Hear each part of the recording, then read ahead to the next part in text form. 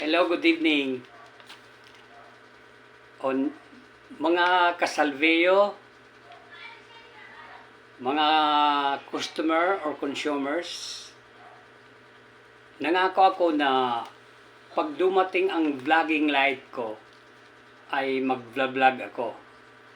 Kaya ito, ikikwento ko lang po ng maikli, mga 3 to 5 minutes, ang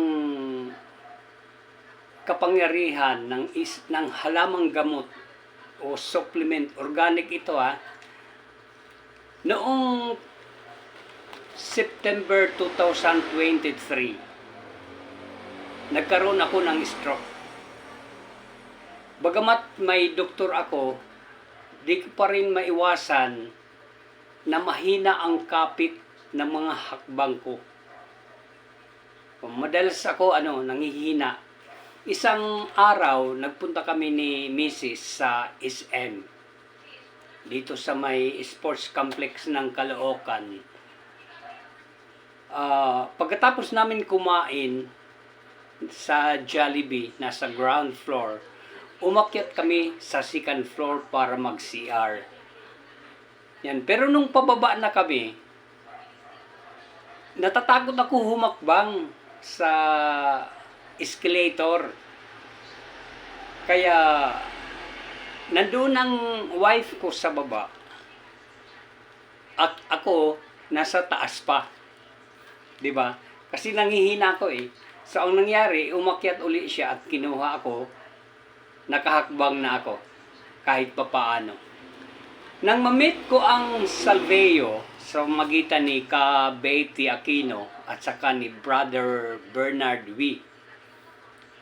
Ipinakilala nila sa akin ang Salveyo. At pumasok ako. Ang layunin ko, subukin ko muna para maka-discount din ako. So kumuha ako ng gold package at sinubukan ko. Sa magandang pagkakataon, 2 araw pa lang, lumakas na ang kapit ko sa paglalakad. So nakakaakyat na ako sa baba, nakakaakyat na ako sa taas, tapos pababa. Nakakapag-exercise na ako ng maigi. So inire-recommenda ko ito. Hindi mo kailangan magkasakit. This could be used as your preventive maintenance. Subukan po ninyo. Ang aking pagkabulol, unti-unti nang naalis. Biro mo, stroke. Karamihan sa mga stroke, namamatay ang kalahating katawan. Pero, nakakatulong po ang Salveyo. Malakas ang kapit, di na ako parang si Ali, yung boxer. So, I hope pakinggan po ninyo. Salveyo, this could